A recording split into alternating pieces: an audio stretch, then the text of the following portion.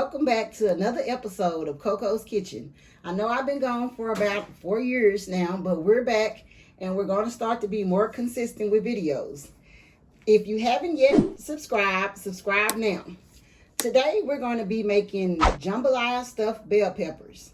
So for these ingredients you're going to need, well, you can use any meat. If you don't want to use meat, you don't have to use meat. You could just use rice. But we're using ground beef, shrimp, beef smoked sausage, and I'm going to try the red bell peppers and the yellow ones, the green bell peppers, cheese, salt, and pepper. So when we come back, we'll be starting up with the bell peppers. I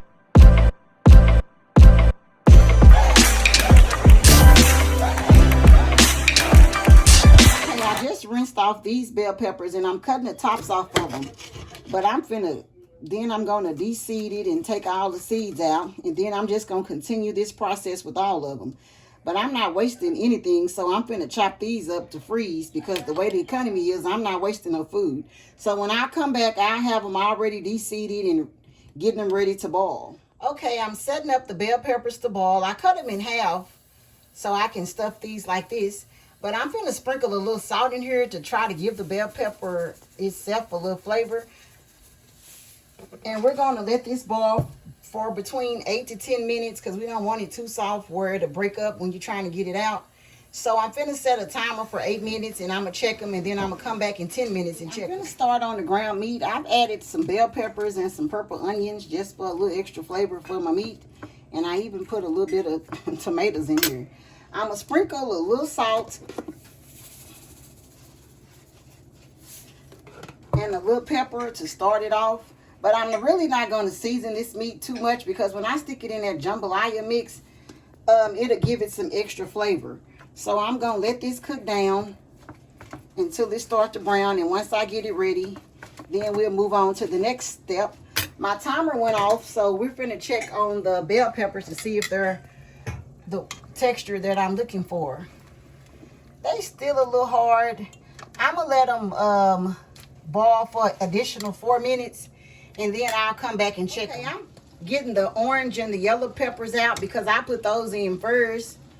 Ooh, that sticker's still on there. I'm gonna have to get that out. And I'm putting that in here, and then I'm getting the last yellow one out. Hey, it's been about 10 minutes and I'm taking the last red bell pepper out, adding the green ones. But this is how they look. I cut these in half because I didn't buy a lot of them, and so everybody who's trying some today can, if they want to try a red or a yellow one, they can be able to try it. But I'm gonna be back in about 8 more minutes to check on the green ones, and we'll be back. I just browned this chicken flavor, and I wanted some chicken broth, a can, but I didn't have it. So I'm just going to put some in this water and see will it give the green ones any flavor when I eat them.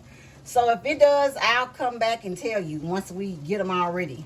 Okay, I'm just cooking the sausage down because I always pre-cook my meat before I put it in that jambalaya mix. This is how the ground meat looks. The tomatoes done cooked down, the bell pepper, the purple onion, and all cooked down.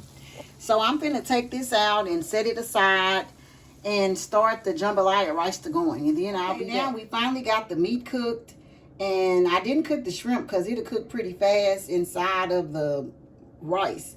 So all you need to do is make your jambalaya. Just follow the directions on the back if you don't know how to make this.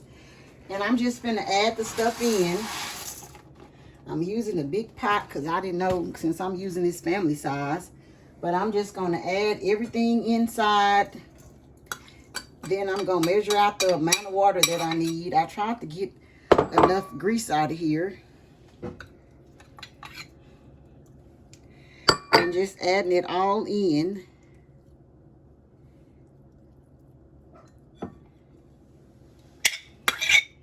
And now I'm going to add the water, and then I'll be back. Okay, I've already added the water. It's been boiling for a minute.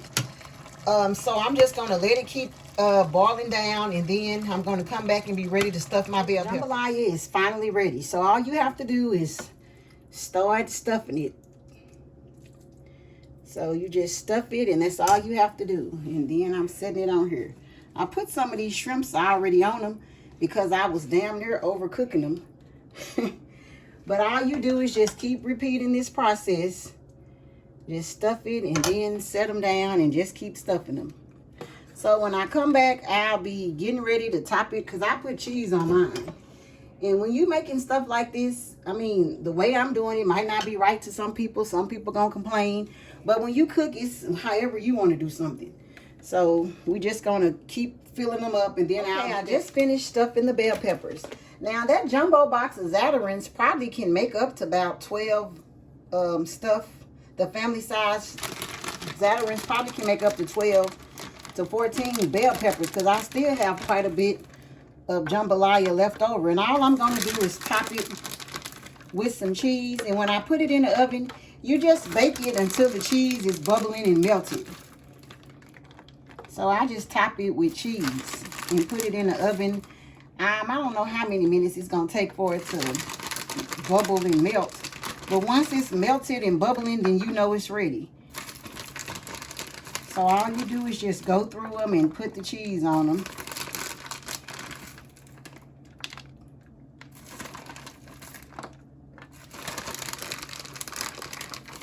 So when I finish, I'm going to stick this in the oven and just set it in there. And I'm going to see how long it takes to melt.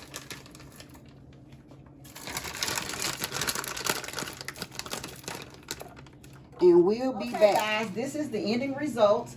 All I did was let the cheese melt. You see it's melted. They taste delicious. There's a lot of flavor in them. And thanks for watching. If you haven't yet subscribed, please subscribe.